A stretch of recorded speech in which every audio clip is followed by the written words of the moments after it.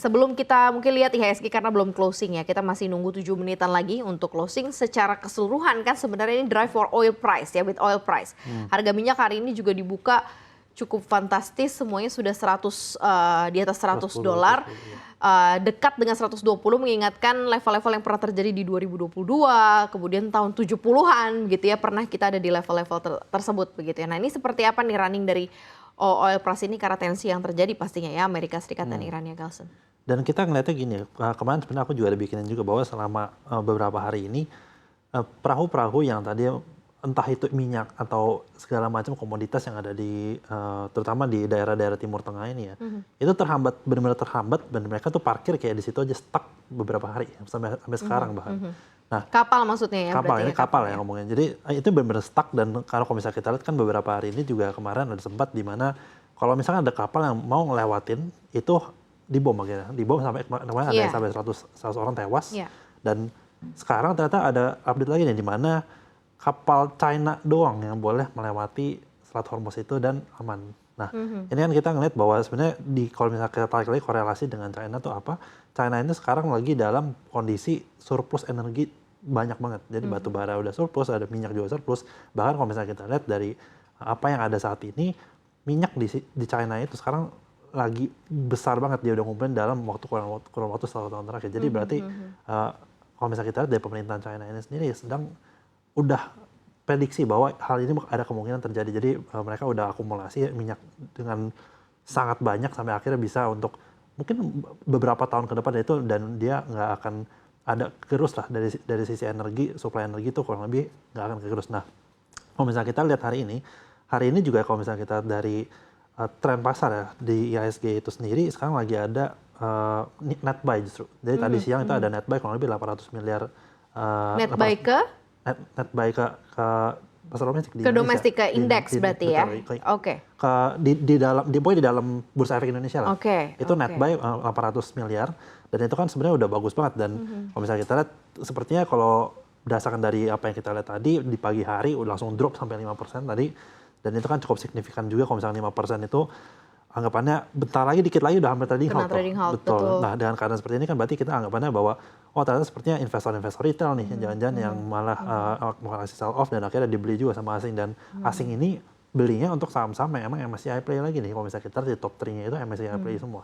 Jadi ini ada kecenderungan di mana investor asing ini malah akumulasi di saat kondisi-kondisi genting seperti ini. Karena kalau misalnya kita lihat kan sebenarnya tailwind-nya sekarang itu di ranah untuk Asian markets, kalau misalnya kita lihat bahan Singapura, Indonesia dan lain-lain. Tapi kita perlu lihat karena beberapa indikator seperti inflasi kita cukup tinggi banget, dan ini kan kita perlu menjadi concern kita juga gitu. Tadi seperti 5% kan tadi pagi, terus kemudian tadi ya mungkin korelasinya dengan arus dana masuk tadi yang Galson bilang, makanya makin lama makin naik gitu ya, koreksi kita hanya 3%-an. Tapi kalau compare dengan beberapa negara lain kan juga sama fantastisnya koreksinya. Dari bursa Asia, Australia, Kospi, bahkan sempat tadi di stop perdagangan gitu kan. Ada circuit breaker, dia bilang stop karena sudah mau masuk trading halt kita, kalau ala kita gitu ya, di 8%. Nah ini seperti apa? Berarti kan semuanya juga terjadi cukup similar, semuanya kompak juga berada di ruang yang sama. Malah IHSG pelemahannya nggak sedalam apa yang terjadi di bursa Asia, Galson. Betul. Karena begini, kalau misalnya kita lihat ya, negara-negara yang tadi Maria ngomong itu, mereka punya ketergantungan terhadap oil Iran itu cukup tinggi. Kalau misalnya kita lihat tuh dari apa yang ada di saat ini, jadi ekspor Iran itu fokusnya ke China paling besar.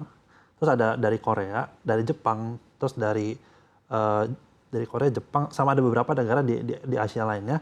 Dan itu emang paling besar itu. Jadi mereka top 3-nya tuh sama India. India tuh top 4, berarti top 4 itu ke daerah dari situ. Makanya kalau misalnya kita lihat, mereka pasti ada korelasinya, karena kalau misalkan energi mereka terganggu, itu pasti mereka punya inflasi potensial untuk bisa skyrocket lagi, itu masih sangat-sangat tinggi. Dan kita lihat juga, dan keadaan seperti ini kan inflasi itu naik juga, nanti kan turunannya apa? Turunan itu dari harga bahan bakunya naik, harga bahan baku naik, berarti kan ada di situ ada margin yang kegerus untuk bisa dapetin potential earnings yang lebih tinggi lagi. Dan keadaan seperti itu kan berarti potensial untuk forecast dari price to earnings ratio-nya kan bakal berubah tuh. Nah, dengan keadaan seperti itu kan berarti investor juga ngeliatnya, oh ini berarti ada potensial kayak gitu, berarti ya udah mending kita sell off dulu, dan mungkin kita lebih wait and see lagi, karena inflasi ini benar-benar depan mata. Karena kalau misalnya kita lihat di US pun kan minggu ini dia bakal ngejelasin bahwa rilis data pertama inflasi dan juga PCE dan kelihatannya bakal lumayan investor melihatnya ini bakal lumayan naik lagi. Jadi udah mulai pivot naik lagi, tapi kita belum tahu karena nanti kan rilisnya kalau nggak salah Selasa atau Rabu sama nanti PCE itu nanti Jumat.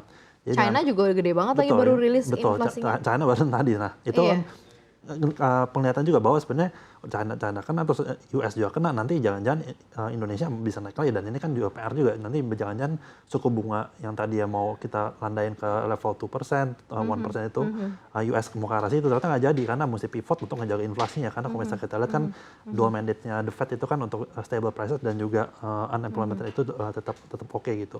Dengan keadaan seperti ini kan berarti naik turunannya kurang lebih seperti itu, dan kita perlu wait and see ke depan seperti apa, karena ini cukup menarik banget Maria kalau misalnya kita lihat ini sih. Menariknya tuh di side posisi apa nih? Posisi investasi atau ke posisi apa? Karena kalau kita lihat kan sekarang opportunity-nya sebesar apa ya? Karena kalau dilihat di momen Indonesia nih lagi kondisi kayak gini, orang lagi musim mudik gitu kan.